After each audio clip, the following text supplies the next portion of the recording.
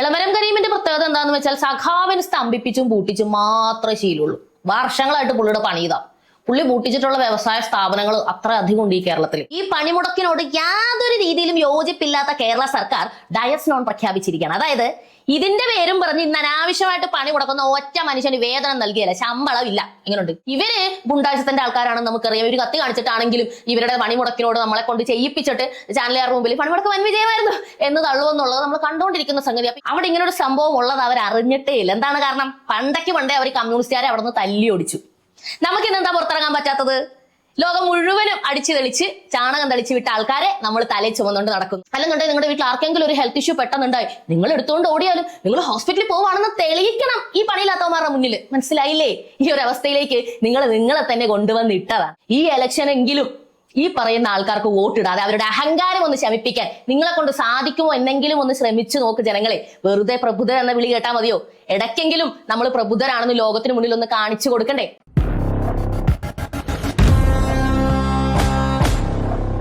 വിഷയത്തിലേക്ക് വരുന്നതിന് മുമ്പായി എപ്പോഴത്തെയും പോലെ സംഭാവനകളുടെ സാമ്പത്തിക പിന്തുണകളുടെ കാര്യം ഒരിക്കൽ കൂടി ഓർമ്മിപ്പിക്കുകയാണ്. പബ്ലിക് ഒപ്പീനിയൻ ഇപ്പോഴും മുന്നോട്ട് പോകുന്നത് പ്രേക്ഷകരായ നിങ്ങൾ അയക്കുന്ന സംഭാവനകൾ കൊണ്ടാണ്. നമുക്ക് ഇപ്പോഴും മോണിറ്റൈസേഷൻ ശരിയായിട്ടില്ല. നല്ല രീതിയിൽ റിപ്പോർട്ട് അടി പതിവിനെക്കാട്ടിയും അധികമായിട്ട് വരികയും ചെയ്തിട്ടുണ്ടെന്നുള്ളതാണ് സത്യം.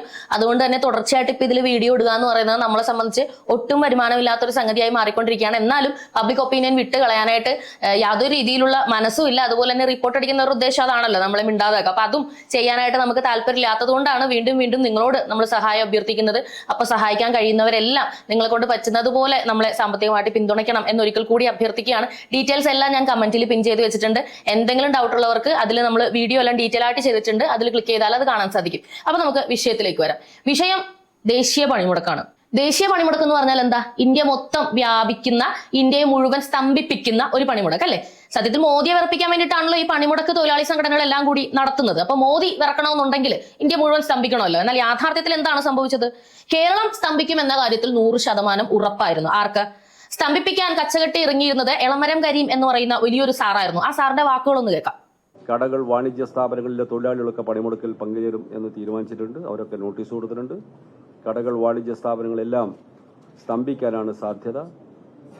ഒരു ബലപ്രയോഗം നടത്താതെ തന്നെ തൊഴിലാളികൾ സ്വമേധയാ പണിമുടക്കി ഒരു വലിയ വിജയമായി പണിമുടക്ക് മാറും എന്നാണ് ഞങ്ങൾ മനസ്സിലാക്കുന്നത്. കണ്ടോ, സാറ് വളരെ കാര്യമായിട്ട് തന്നെ പറയുന്നുണ്ട്. ബലപ്രയോഗമൊന്നും കൂടാതെ തന്നെ നിങ്ങൾ എല്ലാവരും സഹകരിക്കുമെന്ന് നമ്മൾ വിശ്വസിക്കുന്നു. എല്ലാവർക്കും നോട്ടീസ് കൊടുത്തിട്ടുണ്ട്. നോട്ടീസ് കിട്ടിയവരെല്ലാം പണിമുടക്കി 24 മണിക്കൂർ ഇരുന്നേ പറ്റൂ. ആ വാക്കുകളിലെ ഒരു സംഗതി നിങ്ങൾ കേൾക്കുന്നുണ്ടോ? നമുക്ക് വേണ്ടിയിട്ടാണ്, നമുക്ക് ഇന്ന പ്രശ്നങ്ങളൊക്കെ ഉണ്ട്, അതുകൊണ്ട് തൊഴിലാളികൾ എല്ലാവരും ചേർന്ന് ഒരുമിച്ച് നിന്ന് നമ്മൾ ഇതിനോട് ഫൈറ്റ് ചെയ്യണം. അങ്ങനെയല്ല ഭാഷ. എളമരം കരീമിന്റെ പ്രത്യേകത എന്താണെന്ന് വെച്ചാൽ സഖാവിന് സ്തംഭിപ്പിച്ചും പൂട്ടിച്ചും മാത്രമേ ശീലമുള്ളൂ. വർഷങ്ങളായിട്ട് പുള്ളിയുടെ പണി ഇതാ. പുള്ളി പൂട്ടിച്ചിട്ടുള്ള വ്യവസായ സ്ഥാപനങ്ങൾ അത്ര അധികം ഉണ്ട് ഈ കേരളത്തിൽ. അപ്പൊ കേരളത്തിനെ സ്തംഭിപ്പിക്കാൻ പുള്ളിക്ക് വേറെ ആരോടും ചോദിക്കേണ്ട കാര്യമില്ല. അപ്പൊ ഇത്രയും ഒരു വർക്കിംഗ് എക്സ്പീരിയൻസ് ഉള്ളത് കൊണ്ട് തന്നെ ഭീഷണിയുടെ സ്വരമാവാം. ആ സ്വരമാണ് പറഞ്ഞത്. കണ്ടില്ലേ? ബലം പ്രയോഗിക്കേണ്ടതൊന്നും വരുത്തരുത് കേട്ടോ. അപ്പം കൂടുതൽ ആരും ഡയലോഗ് അടിക്കണ്ട, കൂടുതൽ ആരും മെയിൻ ആവണ്ട. മര്യാദയ്ക്ക് നമ്മളോട് സഹകരിച്ചാൽ നിനക്കൊക്കെ ഇവിടെ നിന്ന് പോകാം എന്നുള്ളതാണ് അദ്ദേഹം പറയുന്നത്. തൊഴിലാളികളുടെ നേതാവ് എന്ന് പറയുമ്പോൾ ഇങ്ങനെ ആയിരിക്കണം.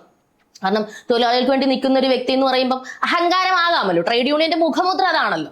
അപ്പൊ കേരളം സ്തംഭിക്കും എന്നുള്ള കാര്യത്തിൽ ഏതാണ്ട് ഉറപ്പ് തന്നെയായി. രാവിലെ തന്നെ സ്തംഭിപ്പിക്കാൻ ഒരുപാട് പേര് ഇറങ്ങി. KSRTC സ്റ്റാൻഡ് തടഞ്ഞു. അതിന്റെ വിഷ്വൽസ് ഒക്കെ നിങ്ങൾ കണ്ടു കാണും. അന്യ സംസ്ഥാനത്തു നിന്ന് വന്ന ഒരു ഡ്രൈവറിനെ തടയുന്ന ഒരു ദൃശ്യം കൂടി വന്നിട്ടുണ്ട്, കണ്ടോളൂ. ഞാനൊന്നും പറഞ്ഞില്ലല്ലോ നിങ്ങളടുത്ത്. നിങ്ങൾ കൈ കാണിച്ച് ഞാൻ നിങ്ങളോടൊന്നും പറഞ്ഞില്ലല്ലോ. പിന്നെന്താണ്? ഞാൻ നിങ്ങളോട് എന്തേ പറഞ്ഞോ? ചലക്കണ്ടെന്ന് പറയാൻ നിങ്ങൾക്ക് മാത്രം ചലിച്ചാൽ മതിയോ? അതാ നിങ്ങളോട് മാത്രം ചലിച്ചാൽ മതിയോ? ഞാനൊന്നും മിണ്ടിയില്ലല്ലോ നിങ്ങളടുത്ത് ഒന്നും മിണ്ടിയില്ലല്ലോ. നിങ്ങൾ കൈ കാണിച്ച് അവിടെ സൈഡാക്കി നിർത്തിയല്ലോ വണ്ടി.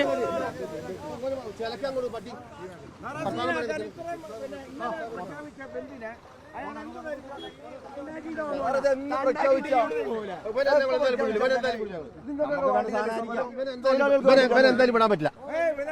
വടക്കട്ടെ മാറ്റി കൊടുക്കാം. ഇവിടെ കേട്ടോ വണ്ടി വരണം.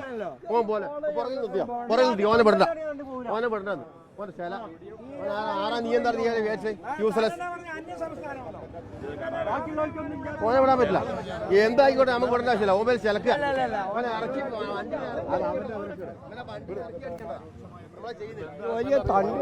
കഴിഞ്ഞ ദേശീയ പണിമുടക്കിൽ നിന്ന് വ്യത്യസ്തമായി ഇത്തവണ വലിയ തടയലും കാര്യങ്ങളും ഒന്നും റിപ്പോർട്ട് ചെയ്യപ്പെട്ടില്ല. എനിക്ക് തോന്നുന്നു കുറച്ചും കൂടി ആൾക്കാർ ഇവരുടെ അടുത്ത് എന്തിനാ വെറുതെ റോട്ടി കിടന്ന് അടി ഉണ്ടാക്കി ഇവർക്ക് ഒരു ന്യൂസ് സ്പേസ് ഉണ്ടാക്കി കൊടുക്കുന്നത് എന്ന് വിചാരിച്ചുകൊണ്ട് വീട്ടിലിരിക്കുവാണെന്നാണ് ഞാൻ മനസ്സിലാക്കിയിട്ടുള്ളത്. കാരണം ഞാൻ വ്യക്തിപരമായി എന്റെ സുഹൃത്തുക്കളോട് സംസാരിച്ചപ്പോൾ അവരും പറഞ്ഞത് ഇതേ കാര്യമാണ്. എന്തിനാ വെറുതെ ഇവര് ഗുണ്ടാഴ്ചത്തിന്റെ ആൾക്കാരാണെന്ന് നമുക്കറിയാം. ഒരു കത്തി കാണിച്ചിട്ടാണെങ്കിലും ഇവരുടെ പണിമുടക്കിനോട് നമ്മളെ കൊണ്ട് ചെയ്യിപ്പിച്ചിട്ട് ചാനലുകാരുടെ മുമ്പിൽ പണിമുടക്ക് വൻ വിജയമായിരുന്നു എന്ന് തള്ളുമെന്നുള്ളത് നമ്മൾ കണ്ടുകൊണ്ടിരിക്കുന്ന സംഗതി. അപ്പൊ ഇവർക്ക് ഈ പറയുന്ന രീതിയിലല്ലല്ലോ മറുപടി കൊടുക്കേണ്ടത്. ഇവർക്ക് മറുപടി കൊടുക്കേണ്ടത് ഇലക്ഷനിലല്ലേ, വോട്ട് ചെയ്യാതെ ഇരുന്നുകൊണ്ടല്ലേ എന്നാണ് എന്നോട് എന്റെ സുഹൃത്തുക്കൾ പറഞ്ഞത്. അപ്പൊ എനിക്ക് തോന്നി ശരിയാണ്, റോട്ടിൽ കിടന്ന് അടി ഉണ്ടാക്കിയിട്ട് കാര്യമില്ല. അവരും നമ്മളും തമ്മിൽ എന്താണ് വ്യത്യാസം? ഇവരുടെ സംസ്കാരത്തിനനുസരിച്ച് ഇവരോട് തല്ലുപിടിച്ച് ജയിക്കാൻ നമുക്ക് സാധിക്കില്ല. കാരണം അങ്ങനെ ജയിക്കണമെന്നുണ്ടെങ്കിൽ ഇവരുടെ ആ ഒരു ലെവലിനനുസരിച്ച് നമ്മൾ ഇറങ്ങണം, താഴോട്ട് തറ ലെവലിലേക്ക് ഇറങ്ങണം.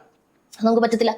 അപ്പൊ അതുകൊണ്ട് ആൾക്കാർ പുറത്തേക്ക് ഇറങ്ങിയില്ല. ഇതുപോലെ ഇറങ്ങുന്ന ഒന്നോ രണ്ടോ പേര് തെറി വിളിച്ചുകൊണ്ടാണ് തൊഴിലാളികൾ മോദിയോടുള്ള തൊഴിലാളികളുടെ ഒരു വിഷമം അങ്ങ് പ്രകടിപ്പിക്കുന്നത്. മോദി സ്തംഭിച്ചു. എന്താണ് ഈ ദേശീയ പണിമുടക്കിൽ ഇന്ത്യയിൽ മൊത്തത്തിലൊരവസ്ഥ? മറ്റു പല സംസ്ഥാനങ്ങളിലും ഇങ്ങനൊരു കാര്യം നടക്കുന്നതേ പ്രഖ്യാപിച്ചതേ പലരും അറിഞ്ഞിട്ടില്ല. നമ്മുടെ സ്ഥിരം കുറ്റിയായ എന്നോട് ചോദിക്കാം. ഫെബ്രുവരി 12, 2026 നടന്ന ദേശീയ പണിമുടക്ക് ഭാരത് ബന്ദ് ഇന്ത്യയുടെ വിവിധ ഭാഗങ്ങളിൽ മിശ്ര പ്രതികരണമാണ് ലഭിച്ചത്. കേരളത്തിൽ പണിമുടക്ക് പൂർണ്ണമായിരുന്നുവെങ്കിലും ഉത്തരേന്ത്യൻ സംസ്ഥാനങ്ങളിൽ ഇത് ജനജീവിതത്തെ കാര്യമായി ബാധിച്ചില്ല. പണിമുടക്കിന്റെ നിലവിലെ അവസ്ഥ താഴെ പറയുന്നവയാണ്. കേരളത്തിൽ പണിമുടക്ക് ഹർത്താലിന് സമാനമായ രീതിയിൽ ജനജീവിതത്തെ ബാധിച്ചു. സ്വകാര്യ ബസ്സുകൾ, KSRTC, ഓട്ടോ ടാക്സി എന്നിവ നിരത്തിലിറങ്ങിയില്ല. കടകമ്പോളങ്ങളും ബാങ്കുകളും അടഞ്ഞുകിടന്നു. മറ്റ് സംസ്ഥാനങ്ങൾ തമിഴ്നാട്, ഒഡീഷ, ബീഹാർ, അസം എന്നീ സംസ്ഥാനങ്ങളിൽ പണിമുടക്ക് ഭാഗികമായി ബാധിച്ചു. എന്നാൽ പശ്ചിമ ബംഗാൾ പോലുള്ള സംസ്ഥാനങ്ങളിൽ വാഹനങ്ങൾ സാധാരണ നിലയിൽ ഓടുകയും സർക്കാർ ഓഫീസുകൾ പ്രവർത്തിക്കുകയും ചെയ്തു. ബാങ്കിംഗ് മേഖല, ബാങ്ക് ജീവനക്കാരുടെ സംഘടനകൾ പണിമുടക്കിൽ പങ്കെടുത്തതിനാൽ പൊതുമേഖലാ ബാങ്കുകളുടെ പ്രവർത്തനം രാജ്യവ്യാപകമായി തടസ്സപ്പെട്ടു. എന്നാൽ സ്വകാര്യ ബാങ്കുകൾ സാധാരണ നിലയിൽ പ്രവർത്തിച്ചു. കണ്ടോ, കേരളത്തിൽ സ്തംഭിച്ചു. ഞാൻ പറഞ്ഞില്ലേ, ഇളമരങ്കരിയും സ്തംഭിപ്പിക്കുമെന്ന് പറഞ്ഞാൽ പിന്നെ അതിലൊരു അപ്പീലില്ല. പുള്ളിക്ക് ഇത് കുറെ ചെയ്ത് ശീലമുള്ളതാണ്, പുള്ളിയുടെ പണി ഇതാ, മനസ്സിലായില്ലേ? അപ്പൊ അങ്ങനെ സ്തംഭിച്ചു. അതുകൊണ്ട് കേരളത്തിലുള്ള ആൾക്കാർക്ക് ഒരു ദിവസത്തെ വേതനം അങ്ങ് പോയി കിട്ടി. സർക്കാർ ജീവനക്കാർക്ക് വേതനം നൽകുമോ? അങ്ങനെയാണല്ലോ നമ്മൾ പറഞ്ഞുകൊണ്ടിരുന്നത്. അങ്ങനെയാണ് നമ്മൾ കരുതിയിരുന്നത്. എന്നാൽ സിറ്റുവേഷൻ അങ്ങനല്ല. സ്ഥിതിഗതികൾ വെച്ച് നോക്കിക്കഴിഞ്ഞാൽ ഈ പണിമുടക്കിനോട് യാതൊരു രീതിയിലും യോജിപ്പില്ലാത്ത കേരള സർക്കാർ ഡയസ് നോൺ പ്രഖ്യാപിച്ചിരിക്കുകയാണ്. അതായത് ഇതിന്റെ പേരും പറഞ്ഞ് ഇന്ന് അനാവശ്യമായിട്ട് പണി മുടക്കുന്ന ഒറ്റ മനുഷ്യന് വേതനം നൽകിയല്ല, ശമ്പളം ഇല്ല. എങ്ങനെയുണ്ട്? കണ്ടോ, ഇങ്ങനെ 2026 അനാഗരികമായിട്ട് ഈ പറയുന്ന ചുമ്മാ തൊഴിലൊക്കെ മുടക്കി പണിക്ക് പോകുന്നവരെ പണിക്കും വിടാതെ അവിടെ നിന്നും ഗുണ്ടായുസം കാണിച്ച് നിലനിൽക്കുന്ന ട്രേഡ് യൂണിയൻ ഇടത് പാർട്ടികളോട് മല്ലിടാൻ പിണറായി വിജയൻ അല്ലാതെ വേറെ ആര് സഖാവെ ഇങ്ങനെ വേണം നേരിടാൻ? ഇപ്പൊ ഞാൻ ഏല് വായിച്ചില്ലേ, പശ്ചിമ ബംഗാളില് റോഡുകളിൽ ഒരു പ്രശ്നമില്ല, വണ്ടി ഓടി, ബാങ്ക് ഓടി, സ്കൂൾ ഓടി. അവിടെ ഇങ്ങനെ ഒരു സംഭവം ഉള്ളത് അവർ അറിഞ്ഞിട്ടേ ഇല്ല. എന്താണ് കാരണം? പണ്ടേ അവർ കമ്മ്യൂണിസ്റ്റുകാരെ അവിടെ നിന്ന് തല്ലി ഓടിച്ചു. നമുക്ക് ഇന്നെന്താ പുറത്തിറങ്ങാൻ പറ്റാത്തത്? ലോകം മുഴുവനും അടിച്ചു തെളിച്ച് ചാണകം തളിച്ച് വിട്ട ആൾക്കാരെ നമ്മൾ തലയിൽ ചുമന്നുകൊണ്ട് നടക്കുന്നു. നമ്മളിപ്പോഴും സർക്കാർ അടക്കം അവർക്ക് തന്നെ കുത്തിക്കൊടുക്കുന്നു. ഇങ്ങനെ വോട്ടിട്ട് എല്ലാ തവണയും ഇവരുടെ ഗുണ്ടായുസത്തിന് ഇരകളായിക്കൊണ്ടിരിക്കുന്നു. എന്നിട്ടും നമ്മളെ തന്നെ വിളിക്കുന്നത് പ്രബുദ്ധരെന്ന. എങ്ങനെയുണ്ട്? എന്താണ് ഇവരുടെ ആവശ്യം? ഇവര് പറയുന്നത് ലേബർ കോഡ് ശരിയല്ല, കേന്ദ്രം കൊണ്ടുവന്ന ലേബർ കോഡ് ശരിയല്ല, അതുകൊണ്ട് തന്നെ മോദിയെ ഖരാവോ ചെയ്യണം, തൊഴിലാളികൾക്കെതിരായി ലേബർ കോഡ്. എന്താണ് ഇവര് പ്രത്യേകിച്ച് 4 കാര്യങ്ങളാണ് അതിൽ മാറ്റണം എന്ന് പറഞ്ഞത്. നമുക്ക് അതേക്കുറിച്ചും എയോട് ചോദിക്കാം. വേതന കോഡ് 2019 എല്ലാ മേഖലകളിലുമുള്ള തൊഴിലാളികൾക്ക് മിനിമം വേതനവും സമയബന്ധിതമായ ശമ്പളവും ഉറപ്പാക്കുന്നതിനായുള്ള നിയമങ്ങൾ ഇതിൽ ഉൾപ്പെടുന്നു. മനസ്സിലായില്ലേ? എല്ലാവർക്കും മിനിമം വേതനം കൊടുക്കണമെന്ന് പറഞ്ഞു കഴിഞ്ഞാൽ അത് തൊഴിലാളി സംഘടനകൾക്ക് അത് ശരിയാവില്ലത്. അങ്ങനെ എല്ലാവരും അങ്ങ് നിയമം പാലിച്ച് കൊടുക്കാൻ തുടങ്ങി കഴിഞ്ഞാൽ പിന്നെ സംഘടന എന്തിനാ? നേതാവ് എന്തിനാ? നേതാവിന് പണിക്ക് പോകാതെ ജീവിക്കാൻ പറ്റുമോ? അപ്പൊ ഇത് മാറ്റണം. ഇത് പറ്റില്ല, ഇത് മാറ്റണം. ഇനി രണ്ടാമത്തെ നോക്കാം. വ്യവസായ ബന്ധ കോഡ് 2020 തൊഴിൽ തർക്കങ്ങൾ, പണിമുടക്കുകൾ, ലേ ഓഫ്, പിരിച്ചുവിടൽ എന്നിവയുമായി ബന്ധപ്പെട്ട ചട്ടങ്ങൾ ഇതിലടങ്ങിയിരിക്കുന്നു.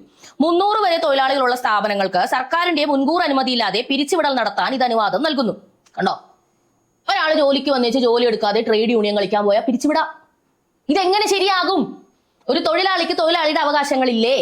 ആ അവകാശത്തിൽ പെട്ടതല്ലേ മുതലാളിയുടെ കുത്തിന് പിടിക്കുക, ഒന്ന് പറഞ്ഞ രണ്ടാമത്തിന് സമരം ചെയ്യുക, സമരം ചെയ്ത് ഫാക്ടറി പൂട്ടിക്കുക, എന്നിട്ട് തൊഴിലാളി സമരത്തിന്റെ പേരും പറഞ്ഞ് ഇങ്ങനെ നടക്കുക. അപ്പൊ ഇത് പറ്റില്ല. ഇത് പറ്റാതെ ആക്കുന്ന ലേബർ നിയമം വേണ്ട. ഇനി മൂന്നാമത്തെ നോക്കാം. സാമൂഹിക സുരക്ഷാ കോഡ് 2020 PF, ESI, ഗ്രാറ്റുവിറ്റി എന്നിവയുൾപ്പെടെയുള്ള ആനുകൂല്യങ്ങൾ അസംഘടിത മേഖലയിലെയും ഗിഗ് തൊഴിലാളികൾക്കും കൂടി ലഭ്യമാക്കാൻ ലക്ഷ്യമിട്ടുള്ളതാണ്. ഇതെങ്ങനെ ശരിയാവും? ഗിഗ് തൊഴിലാളികൾ എന്ന് പറഞ്ഞാൽ സ്വിഗ്ഗി, സൊമാറ്റോ ഒക്കെ കൊടുക്കുന്ന ആൾക്കാർ, പിന്നെ അസംഘടിതർ എന്ന് പറഞ്ഞു കഴിഞ്ഞാൽ വീട്ടു ജോലിക്ക് പോകുന്നവര്, അതുപോലെ പ്രത്യേക സംഘടനാപരമായിട്ടുള്ള പിൻബലം ഒന്നുമില്ലാത്ത ആൾക്കാർക്ക് കേന്ദ്രം സുരക്ഷിതമായിട്ട് അവർക്ക് സാലറി കൂട്ടി കൊടുക്കാനോ അതുപോലെ ബാക്കി ആനുകൂല്യങ്ങൾക്ക് വേണ്ടിയിട്ടുള്ള ഒരു നിയമം കൊണ്ടുവന്നു. ഇതെങ്ങനെ ശരിയാകും? ഞങ്ങളല്ലേ ഇവിടെ വലിയ ആൾക്കാര്, തൊഴിലാളി സംഘടനകളല്ല ഇതൊക്കെ മാനേജ് ചെയ്തുകൊണ്ട് പോയിക്കൊണ്ടിരിക്കുന്നത്. ഇതങ്ങ് നേരിട്ട് കേന്ദ്രം ഏറ്റെടുത്താൽ അതിന് വേണ്ടിയിട്ട് ഒരു നിയമമൊക്കെ കൊണ്ടുവന്നു കഴിഞ്ഞാൽ അതെങ്ങനെ ശരിയാവും? പ്രത്യേകിച്ച് ഗിഗ് തൊഴിലാളികൾ ഇതിൽ കൂട്ടാനേ പാടില്ല. കാരണം എന്താണെന്ന് വെച്ചാൽ അവരുടെ പേരിൽ നമുക്ക് പണി മുടക്കാൻ പറ്റില്ല. ഒരു സുമാറ്റോ ഡെലിവറി ബോയായിട്ട് ഓടുന്ന ഒരാൾ പണി മുടക്കി കഴിഞ്ഞാൽ എന്താ സംഭവിക്കുക? അപ്പൊ തന്നെ നീ വീട്ടിൽ പോയിരുന്നു എന്ന് പറഞ്ഞാൽ അടുത്ത ആൾ അവരെടുക്കും. അപ്പൊ തൊഴിലാളി സംഘടനയുടെ പരിപാടി ഒന്നും നടക്കാത്തടത്ത് എന്തിനീ നിയമം? ഗിഗ് തൊഴിലാളികളും അസംഘടിതരും ഒന്നും അങ്ങനെ ഇപ്പൊ ജീവിക്കണ്ട, മനസ്സിലായില്ലേ? തൊഴിൽ സുരക്ഷ, ആരോഗ്യം, ജോലി സാഹചര്യങ്ങൾ എന്നിവ സംബന്ധിച്ച കോഡ് 2020. ഫാക്ടറികളിലെയും മറ്റ് സ്ഥാപനങ്ങളിലെയും സുരക്ഷിതമായ തൊഴിലന്തരീക്ഷം, ജോലി സമയം പ്രതിദിനം 12 മണിക്കൂർ വരെയാക്കാൻ വ്യവസ്ഥയുണ്ട്. അവധി സംബന്ധിച്ച ചട്ടങ്ങളാണിവ. കണ്ടോ, 12 മണിക്കൂർ വരെ വേണമെങ്കിൽ ജോലി സമയം കൂട്ടാം. അവധി വ്യവസ്ഥകൾ ഇതൊക്കെ മുതലാളികൾക്ക് തീരുമാനിക്കാം. ഇതൊക്കെ മുതലാളിത്തപരമായിട്ടുള്ള കാര്യങ്ങളല്ലേ. ഈ 12 മണിക്കൂർ വർക്ക് ചെയ്താൽ എന്തെങ്കിലും അധികമായിട്ടുള്ള ശമ്പളം കിട്ടോ? അതൊന്നും കൂടുതൽ ഇവിടെ ചർച്ച ചെയ്യണ്ട.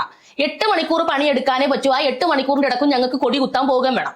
ഞങ്ങൾ പറയുന്ന സാലറി തരണം, ഞങ്ങൾ പറയുന്ന ആനുകൂല്യം തരണം. അല്ലെങ്കിൽ കേരളത്തിൽ നിന്ന് നടത്തണ്ട, കേരളത്തിൽ ബിസിനസ് ചെയ്യണ്ട. അങ്ങനെ എത്ര പേരെ ഞങ്ങൾ ഇവിടെ ഓടിച്ചിട്ടുണ്ട്, മനസ്സിലായില്ലേ? നോക്കും മലയാളികളെ, ഈ ഒരു അവസ്ഥയിൽ നിങ്ങൾ ഇന്ന് വീട്ടിലിരിക്കുന്നുണ്ടെങ്കിൽ ആരെയും കുറ്റം പറയണ്ട. അതിന് ഉത്തരവാദി നിങ്ങൾ തന്നെ, നിങ്ങൾ തന്നെയാണ് ഉത്തരവാദി. ഇലക്ഷനിൽ വോട്ട് ചെയ്യാൻ ചെല്ലുമ്പോഴേ ഇങ്ങനെ അരിവാൾ ചുറ്റിക നോക്കി കുത്തി കൊടുക്കുമ്പോൾ ഈ എളമരം കരീമിനെ പോലുള്ള ആൾക്കാർക്ക് ദാഷ്ട്യം കാണിക്കാനുള്ള അവസരമാണ് വീണ്ടും വീണ്ടും കൊടുക്കുന്നതെന്ന് ഓർമ്മ നിങ്ങൾക്കുണ്ടാവണം. അല്ലെന്നുണ്ടെങ്കിൽ ഇതുപോലെ വീട്ടിലിരിക്കണം. അല്ലെന്നുണ്ടെങ്കിൽ റോട്ടിലോട്ട് ചുമ്മാ ഇപ്പൊ നിങ്ങളുടെ കുഞ്ഞൊന്ന് വീണു, അല്ലെന്നുണ്ടെങ്കിൽ നിങ്ങളുടെ വീട്ടിൽ ആർക്കെങ്കിലും ഒരു ഹെൽത്ത് ഇഷ്യൂ പെട്ടെന്നുണ്ടായി, നിങ്ങൾ എടുത്തുകൊണ്ട് ഓടിയാലും നിങ്ങൾ ഹോസ്പിറ്റലിൽ പോവാണെന്ന് തെളിയിക്കണം ഈ പണിയില്ലാത്തവന്മാരുടെ മുന്നിൽ. മനസ്സിലായില്ലേ? ഈ ഒരു അവസ്ഥയിലേക്ക് നിങ്ങളെ തന്നെ കൊണ്ടുവന്നിട്ടതാണ്. നോക്കൂ, നിങ്ങൾക്ക് ഇതിൽ നിന്നും അതിജീവിക്കണമെങ്കിൽ പശ്ചിമ ബംഗാളിന്റെ അവരെടുത്ത ഒരു സ്റ്റെപ്പ് വരെ പോകാതിരിക്കാമെന്നേ. ഈ ഇലക്ഷനെങ്കിലും ഈ പറയുന്ന ആൾക്കാർക്ക് വോട്ടിടാതെ അവരുടെ അഹങ്കാരം ഒന്ന് ശമിപ്പിക്കാൻ നിങ്ങളെ കൊണ്ട് സാധിക്കുമോ എന്നെങ്കിലും ഒന്ന് ശ്രമിച്ചു നോക്ക് ജനങ്ങളെ. വെറുതെ പ്രബുദ്ധർ എന്ന വിളി കേട്ടാൽ മതിയോ? ഇടയ്ക്കെങ്കിലും നമ്മൾ പ്രബുദ്ധരാണെന്ന് ലോകത്തിന് മുന്നിൽ ഒന്ന് കാണിച്ചു കൊടുക്കണ്ടേ? തുടർന്ന് കാണുക പബ്ലിക് ഒപ്പീനിയൻ.